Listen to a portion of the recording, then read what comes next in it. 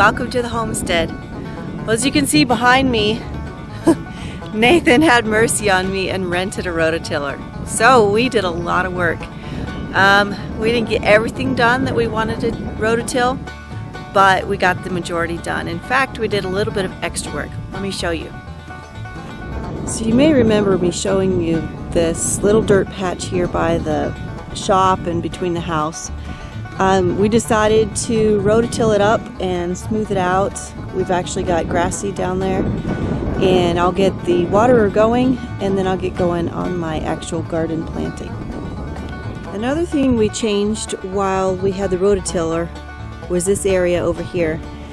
Nathan was at work and I decided, well, while we've got the tiller, let's do the job right. So I completely tilled up this area just on the surface and then deep where you can see that ditch.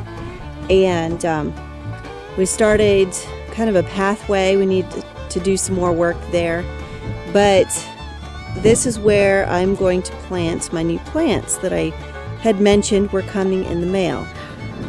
Now, I grew up in southern Missouri, just north of Mansfield, and where I come from, no garden is complete without some sweet potatoes. So I got some sweet potatoes. Now, these are Georgia Jet sweet potatoes, and I ordered them from the Steel Plant Company, and they came in a little box, and I need to get them planted. I've actually had them about a week now, but we've had some really yucky weather. Hot weather, then we got some cold, rainy weather, and now it's finally cleared off for a few more days, and now I'm going to get them in the ground.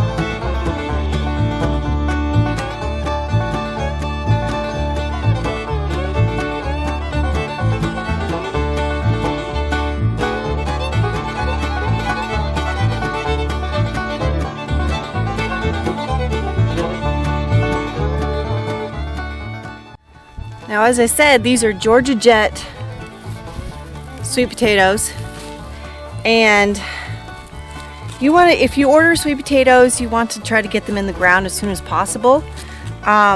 Looking at these little vines, I can already tell that they've already started to grow. So you want the plants as compact as possible so there's less strain on the actual root systems. Now, these are a vining vegetable, so I'm actually using them as kind of a ground cover bedding plant out here out front of the house this year. And anyway, we'll see how it goes. But when you plant sweet potatoes, you want to prepare the ground as well as possible. You want to till as deep as possible. In fact, you see me using the trowel. You should not have to use a trowel. You can use a stick or a little dibbler. Anything like that. You should not have to use a trowel or a shovel or anything. But you can see here this little rooted area. This is the part of the plant you want in the ground. And I read on the instructions that sweet potato farmers, they will prune back down to almost no foliage, to where the plant will actually just take off and grow rather than trying to keep these leaves alive while it's getting established. But because we're late in the season, I don't want them to have to work any harder than necessary to grow their own food.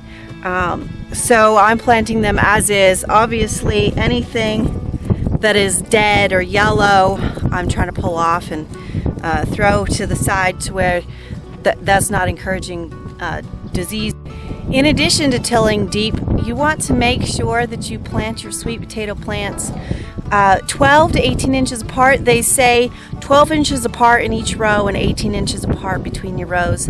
You can also do a double row where they're offset, and you can plant them about a foot apart in either direction.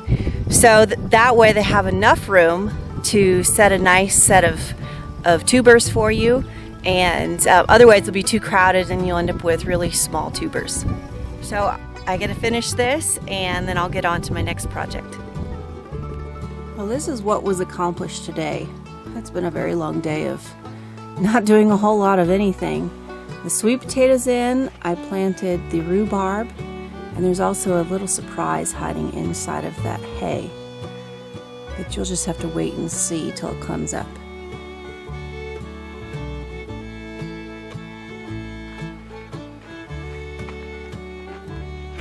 And then over here, I actually expanded our garden area, which this was a lot of work too. But it was just hard to just have 5 rows plus a small chunk set aside specifically for cold crops and collard greens and things that I'll be planting here in just 2 or 3 weeks probably. So I did get those little spruces planted. These are left over from our orchard trees. There's 8 little trees over there, and I will be able to baby those, as well as our little thornless honey locust, and I think there's like 3 or 4 pine trees left over as well. So the plan is to put snow fence around this to deter deer and hopefully rabbits as well. I haven't seen a lot of rabbits this year so far, except for a couple of jackrabbits. But the plan is to keep the deer out. That's what my main concern is. But I've got to get all this planted. You can see over there along the fence that I have the top edge rototilled. That is for the purpose of planting the squash that will be more vining, and then that will be able to just trail down on that slope. And it will also help slow down erosion, just covering the dirt and protecting it from rainfall. So that is the plan. I will also be planting some sunflowers over there as well. I got to get going on those, or they may not bloom before the first frost and be done. So I have a lot of work to do. Still have a cold frame full of plants, and I'll show you that here just a second. My cold frame is still pretty full, and the plants are definitely needing to be planted out. So I'll be getting going on this tomorrow, hopefully first thing in the morning, and get these little plants where they need to be. Right there is my asparagus plants, and I will actually be keeping those here in the garden for another year or two to protect them and make sure that they have enough water and nutrients and things before I actually plant them out in the orchard. But you can see that these plants are growing very well. There's a lot of weeds in them. The compost I bought actually had what we called in Missouri pigweed. It's actually called something else, which at the moment has slipped my mind. A lot of people eat it for greens, but I think it's a nuisance. So it tends to have thorns on it when it gets big. I'm assuming that's the same kind that we had that was our nemesis in Missouri. So, well, it's been a long day, and I have little kids that need to get into the bathtub. So if you like our videos and you enjoy watching them, please share them, please like them, and pass them on to other people. And we sure do appreciate you visiting us here on the homestead. You have a wonderful day.